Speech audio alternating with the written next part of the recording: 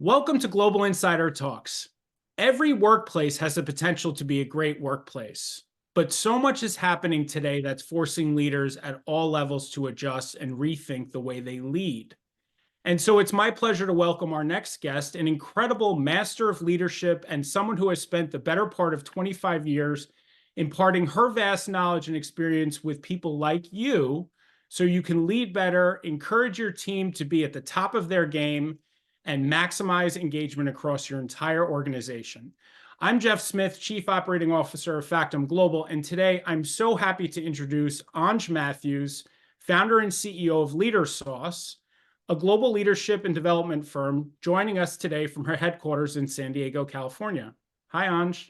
Hi, Jeff. So nice to Thanks be for here. being with us.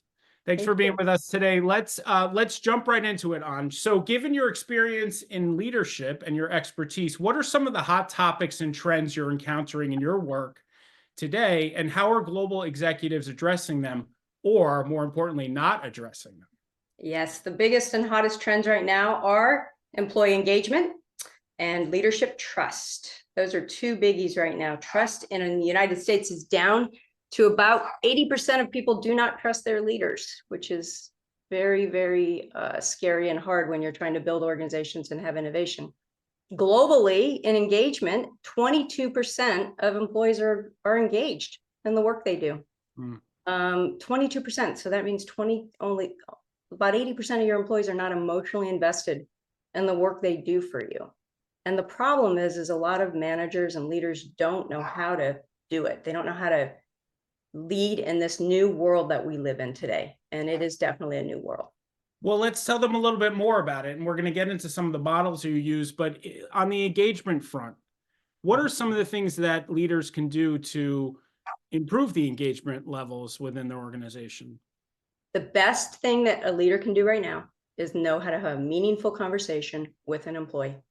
So if you are a leader of a large organization, you're going to make sure that you have your team set up correctly so that you have the time to be able to have meaningful conversations with your employees, and make sure that your managers are having meaningful conversations. We're talking a 15-minute conversation a week where that employee feels like they belong to the organization, that they have purpose and meaning in work, that they're appreciated.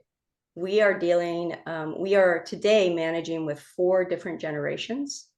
And that is hard because these generations have different work attitudes, work values, but they bring a lot of contributions. Each generation brings contributions. And instead of calling each other names or not understanding that, the best thing to do is to lean in, learn how to have meaningful conversations, and then also adjust your style.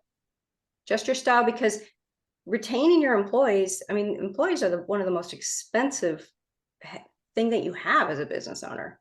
And they make the most difference for you. If you think about innovation, problem solving, your customers, how they feel when they're working with your company.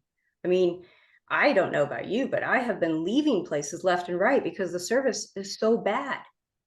Places that were really, big companies to really small companies who just can't handle the talent war today. And the employee is the most valuable asset, arguably, for an organization. So spending the time having meaningful conversations with them just seems sort of intuitive, and yet I guess leaders are not doing that. They're maybe distracted by other parts of their role. The problem is a lot of people think they can just fake it, right? They don't really know how to do it. They have one conversation and that was good enough, and it's just not. You can maybe go take a leadership class on LinkedIn, but you aren't leading then. Leadership is almost like playing golf. It takes a bit of time to learn how to actually master golf, right? So leadership is something like that. So having a meaningful conversation with your employee, that should be something that every manager learns how to do. And this is something Gallup is talking about, and they do global research. They're saying the same thing. Learning to understand your employee strengths and managing and motivating based off of that, and being able to have meaningful conversations around it. That's the one key thing you can do. And this is based off of global research with Gallup. So 18% of managers know how to do this right now. That's it. Yeah. And so taking the time, not getting so wrapped up in everything else, making sure that you're calendaring that time. And if for some reason there's just a massive workload or something happens, then you're at least putting it on the next week. I see, because I'll ask the question, well, how much time do you spend with your employees? I'll get somebody who'll say an hour every 90 days. That's, and we're not talking about a big shift. We're talking about in your one-on-ones. And if you're like, well, I have one-on-ones, and I'm like, okay, well, we got to start there then. Right. Well, good tangible feedback right there. In terms of the trend, the generational shift that you mentioned earlier, baby boomers are retiring, or many of them are retiring. The vast knowledge that they have is, leaving Walking out the door. What is the impact of that? So what's happening right now is we've got 4 generations working together. We got our Gen Ys, we got our Gen Z, we got our millennials, we got our Gen Xers, and our baby boomers. The Gen Zs and the millennials, if you think about it, today people are taking longer to get older. The middle is taking longer to, the younger are taking longer to get older. The middle is taking longer to get older as far as elderly, and the elderly are taking longer to die. We used to all live on farms together, or used to live in neighborhoods together. Today, we don't. We have people all over the world. We're watching different media that's completely different. Time and technology have really shifted things at a rate that's we haven't seen before as a society. We have not been here before as a society, because time is the way time has happened, and technology, we think so differently. So now you've got this whole generation who has a lot of knowledge walking out the door, they're retiring. And you got this new generation who doesn't know what they don't know. They just don't. How do we bridge that gap? We bridge that by actually understanding how to actually be a hybrid manager, because remote work is here to stay. Hybrid work is here to stay. If you really want talented people, you're going to need to learn to work in the system rather than just force feed them a return to work policy. You could try that, but again, talent is king here. So managers need to learn skills. They need to learn how to slow down, prioritize their employees, because how long does it take to rehire an employee and retrain an employee? How long does it take to get a new client when that employee blew it? So slowing down, learning how to have a meaningful conversation, asking your employee a good question would be, hey, especially a junior employee, what did you learn this week? And if they're not learning anything, and each week you're asking, what was the thing you were most proud of? And there's silence, they're not engaged. Right. And that's part of your long-term strategy, looking at the long-term strategy, making sure that the younger generations within your workforce are actually learning so that they then can lead eventually the organization or lead in another organization. Yeah, the pandemic really, shifted the way we work, and the adoption of remote work is here to stay, it seems, and it's certainly impacting leadership. And their ability to lead not only like this virtually, but in person. So, right. And how to make someone feel included. How do they feel a part of the team? And then also, if you just can't have it, you have to have people in the office. You need it for innovation and collaboration. Then how to have the conversation.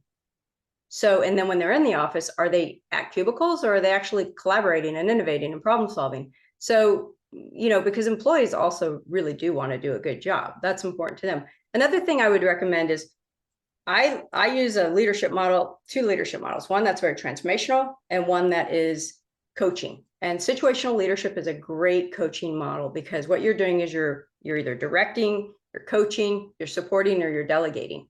And you're doing it and you're meeting your employee where they are. So I love that, especially when you've got newer employees coming in who don't know what they're doing yet. You get to direct them. And how do you do that? That's when you're providing a playbook, all the way to delegating and just appreciating and setting them up. And you want to get them to that mode. The reality is most of us use one style.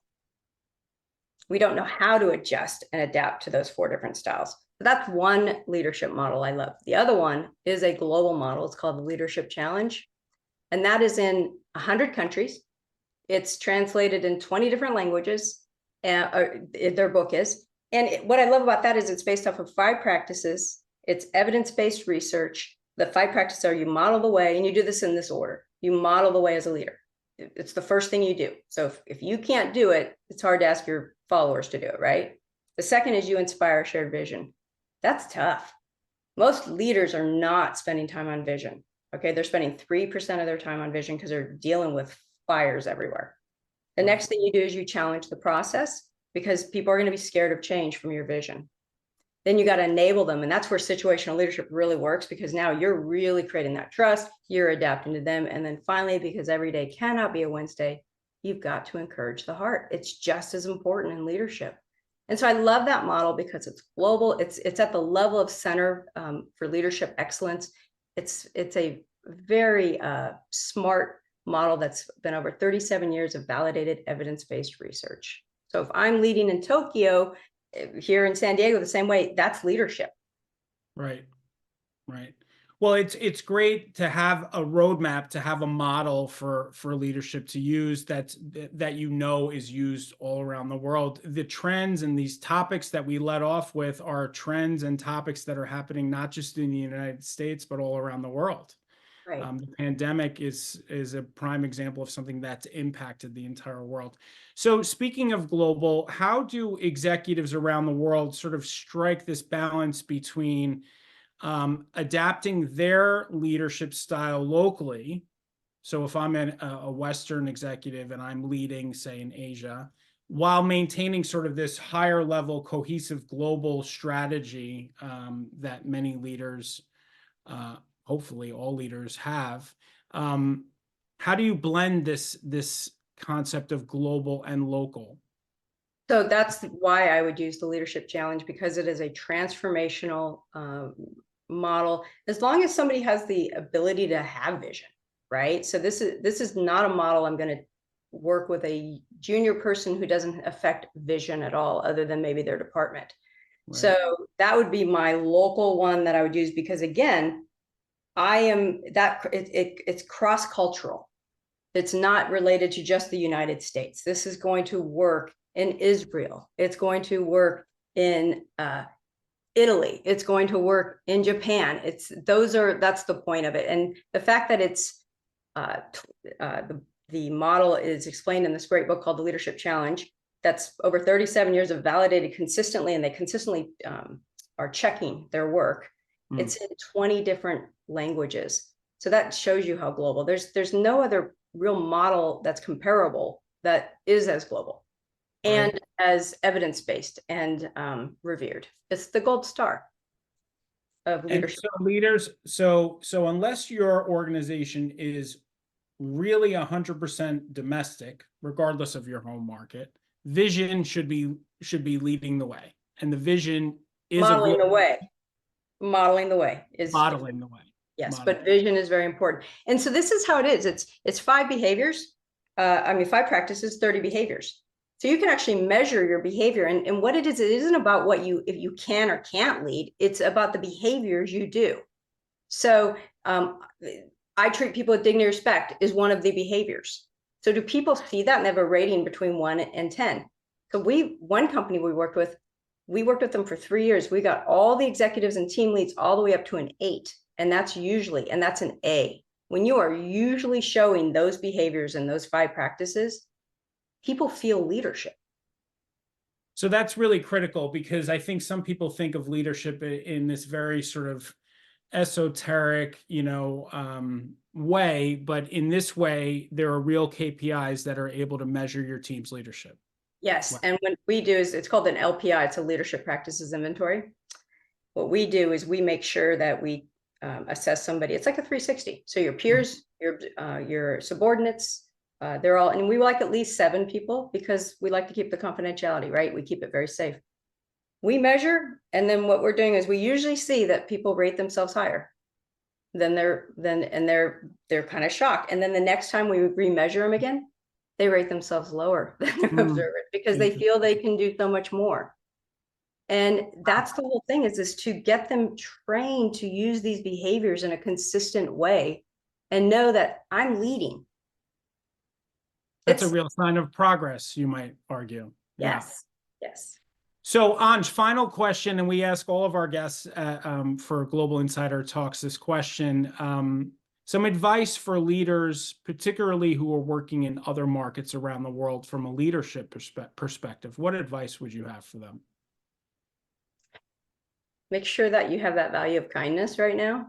because I think that our people in general around the world have been through a lot, and people are shifting their minds on what they think about work and how they value it or how they don't.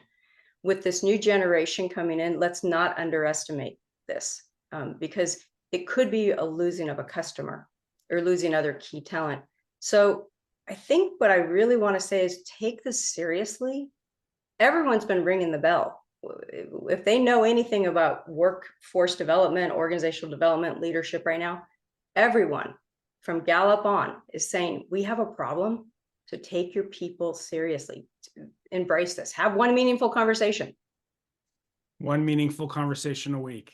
Once a week. Thank you. Let's leave it there for today. Great discussion, real tangible advice for leaders who are looking to lead more effectively. Thank you very much for being with us. Thank you for having me. And for more information about Factum Global, visit factumglobal.com. And there's more on our Global Insider Talks interview series. Thanks for joining us today.